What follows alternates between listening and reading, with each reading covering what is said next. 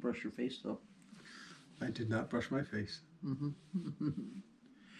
Hey friends, you're watching BrainStormAcres. I'm Henry. And I'm Irene. Today we're going to jump in on a tag that Dan at Home in the Sticks did. It looks pretty interesting. It has to do with what would we do if the power goes out on our homestead for cooking. I know what Irene would do. Hello, technical support. Go fix her power. That would be me. No, actually, it depends on how big a hurry I was in. If I just wanted a cup of tea or something, I would grab the magic match and I would light the burners. Because the only thing that goes wrong with our stove when on the stove top, when there's no power, is that we have to light the burners ourselves instead of having a piece of electric start on them. Yeah, we don't have a standing pilot light on our stove for a lot of reasons. One is it uses a lot of propane when it's not running, and since we used to travel an awful lot, it didn't make sense to be burning all that propane while we were gone. Right. We prefer propane stoves. There have been places that we've lived, especially when we were renting, that did not have propane stoves. I remember a house in California where we had a major earthquake and we had no power for over a week. Yeah. Fortunately, it was summertime. Yeah, a lot more than a week. Yeah, about a week, 9 days, I think it was. But fortunately, it was summertime, so heat was not an issue. So what we do under those circumstances is we break out the camp stove. Yep, I remember. I don't think you even. I don't even think you were home. I wasn't at home when that started. I was on a business trip. Right, and I did what I would always do. I grabbed the camp stove, and that was before propane stoves. That was a white gas stove. Years and years ago. I just set it on top. It was a small kitchen, so there was no power, and the burners were all shut off. So I just literally set it on top of the stove. You know, we had those round covers that you put on burners to make it look nice, and I put those on, and then I put the stove on top of it, and I cooked. You know, and we did all kinds of crazy stuff, which the kids thought was fun, like breakfast for dinner. Because it's a smaller stove, so you're not gonna. And we did more beans and franks and stuff, but it was summertime, not a big deal. Yeah, so the windows were open, so there wasn't the risk of carbon monoxide or anything like that. No problem. And we've done similar things other places. I mean, we were without power a couple of times in Massachusetts, and we used this same sort of little stove. You could have, we have a little barbecue out in the front in the yard here.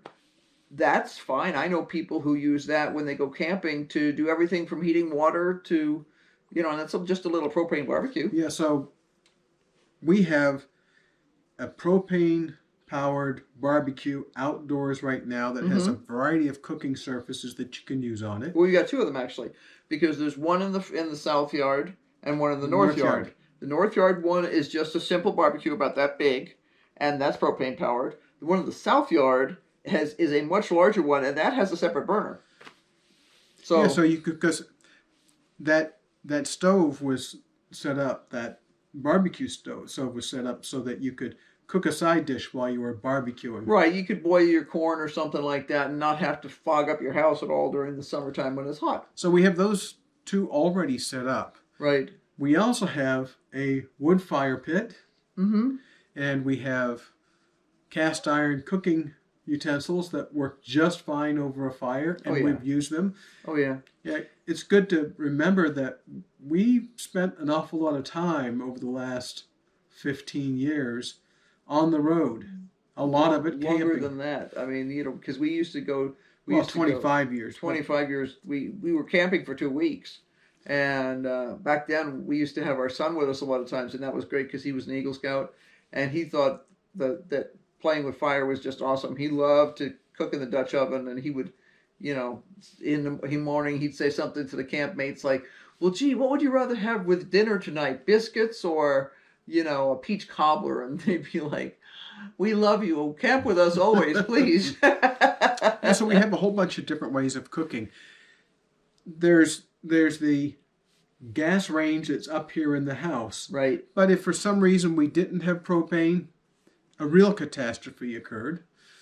We also have a wood stove in Irene's studio. Yeah, and that's set up so that I can make a pot of tea down there anyway. And could actually do more than that. But I mean, just now it's set up for a pot of tea. You could cook a real meal. Oh yeah, on well that that's stove. not dramatically different than the wood stove I used to cook on in Virginia. So we have, I think, 3 camp stoves. We have 2 camping ovens that are also propane powered. Right. We have a small folding oven.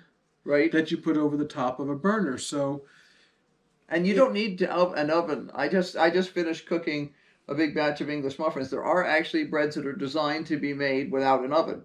So all you need to cook English muffins and we've done a couple of videos about this before actually, is a good cast iron pan. I happen to use a Le Creuset, which is enameled cast iron, but it's still cast iron. You're going for something that's got heat.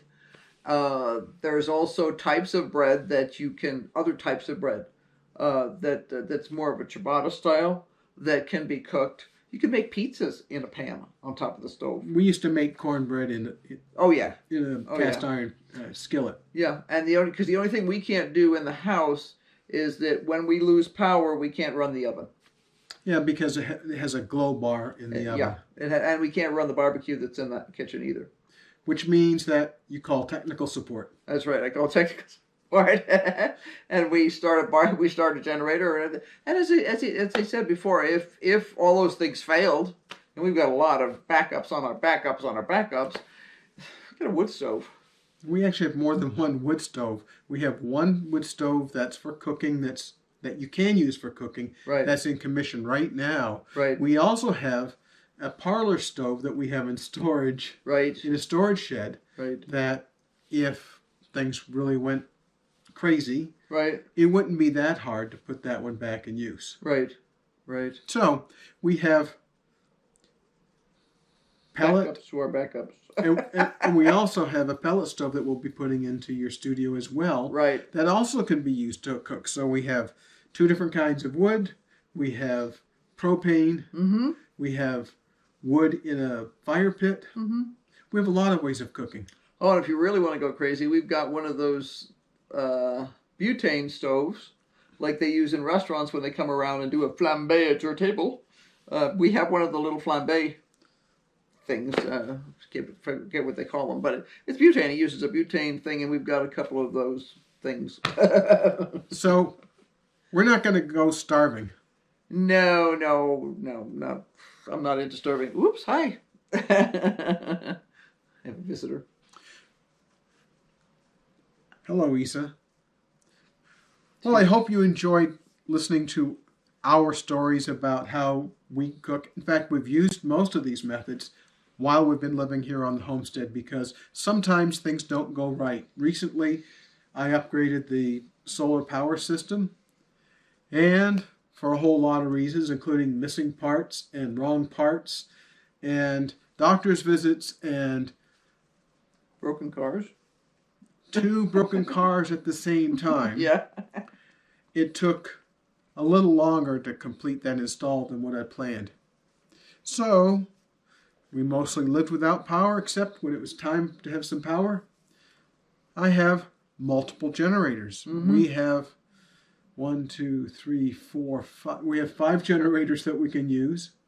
They're different sizes and different wattages, and we use them when we need to. Mm-hmm. Well, thanks very much for watching. Don't forget to like and subscribe and hit the bell for notifications because we're always doing something crazy on the homestead. Yes, like scratching Isa's head, trying not to get chomped on. She's a biter. Well, thanks for watching. We'll talk with you later. Bye. Bye.